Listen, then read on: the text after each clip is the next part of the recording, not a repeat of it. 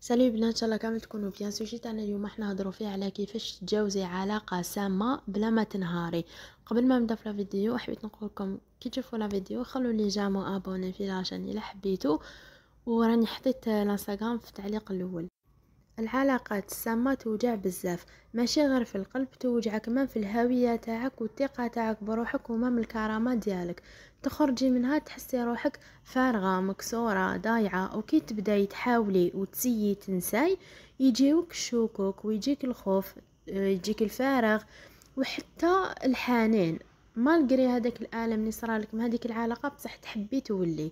الوغ اليوم راح نهضروا على علاش العلاقات السامه توجع اسوبوا، وواش يصرى واش يصرى لك نتيا مور ما تخرجي من هاد العلاقه، وشنو هما الخطوات الصحيحه باش تتجاوزيها بلا ما تنهاري وبلا ما تولي للور وبلا ما تخسري نفسك. الوغ شوفي لا فيديو حتى لافا.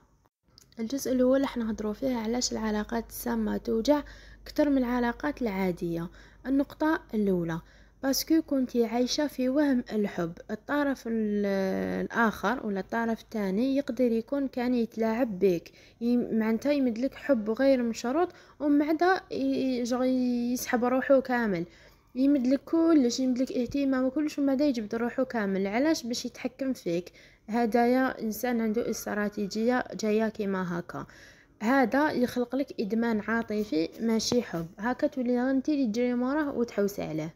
النقطه الثانيه، باسكو خسرتي روحك تدريجيا في العلاقه هذيك السامه اللي كنتي فيها. كنتي دائما تحاولي ترضي الطرف هذاك الثاني وتتبدلي على حسابه هو، وشغل تسكتي وتبرري دائما، ونسيتي باش تحبي روحك، ونسيتي عفايسي كنتي تحبيهم، ونسيتي الاستحقاق ديالك ثاني.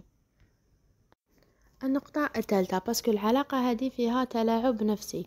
كي تعيشي شغل ديفوا بالحنان وديفوا جفاف عاطفي كامل من جهة الطرف الثاني، هنايا عقلك راهو شغل ما يقدرش يفهم الحقيقة وشغل وشنو هي صح العلاقة هذه.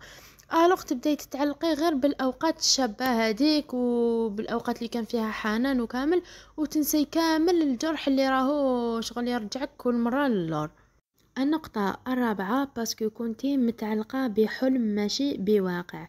الحلم هذاك اللي بنيتيه على هذاك الشخص، ولا على هذيك العلاقة، ولا على هذاك المستقبل اللي كان في راسك، راهو ينهار، وهذا راح يخلي الألم هذاك كبير.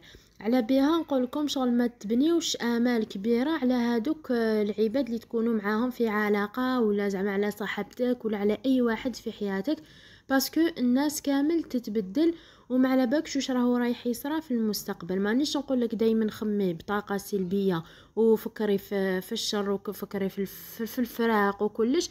لا لا، مي بصح وشنو، كوني واقعيه، ما تبديش تخايلي في حدود هكذا، باش ما ميلا نهارت هذيك العلاقه راح تتألمي، مي بصح تمتم تفوتيها، ما تقعديش عايشه في الماضي.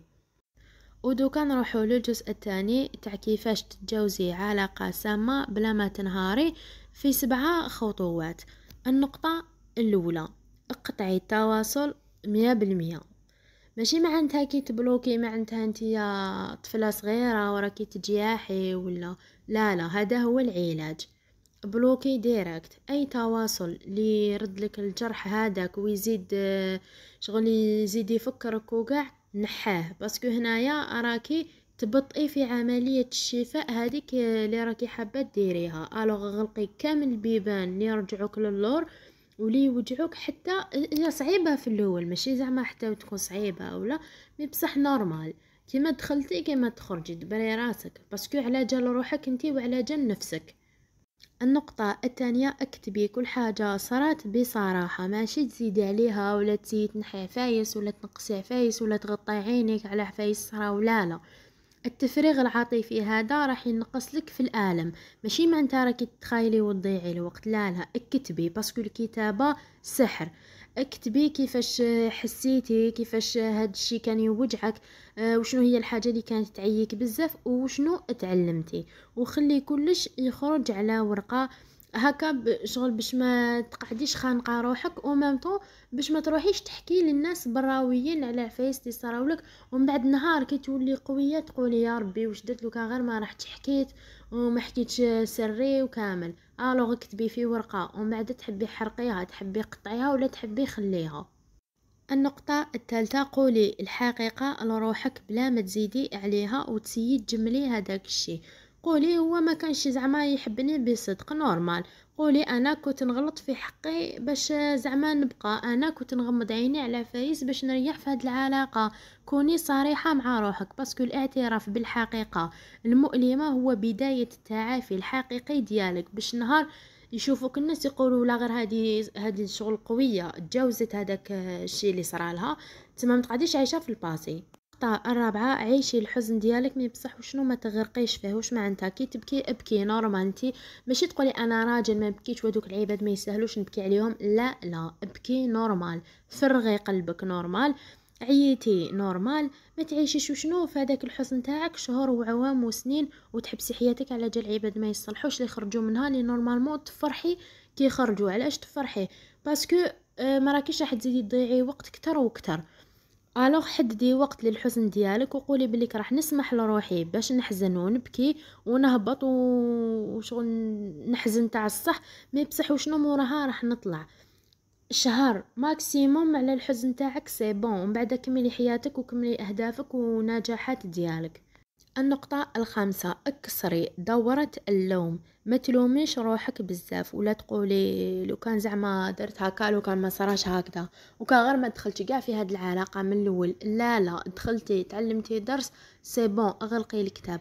انتي راكي تتصرفي على حساب الوعي ديالك اللي كان عندك في هذاك الوقت، ودوكا الوعي تاعك زاد مور العلاقة هذه. الوغ انتي راكي تطوري وراكي تتعلمي دروس، ومرة الجاية ان شاء الله ما راكيش راح تطيحي في نفس الخطأ. النقطة السادسة، ارجعي لنفسك اللي ضيعتيها. سقسي روحك وشنو تحبي وشنو هي الحاجة اللي تفرحك، ارجعي للهوايات ديالك اللي كنتي تحبي ديريهم، للشكل ديالك، للضحكة تاعك، حتى لناسك الحقيقيين. النقطة السابعة، ديري حدود جديدة لأي علاقة جاية.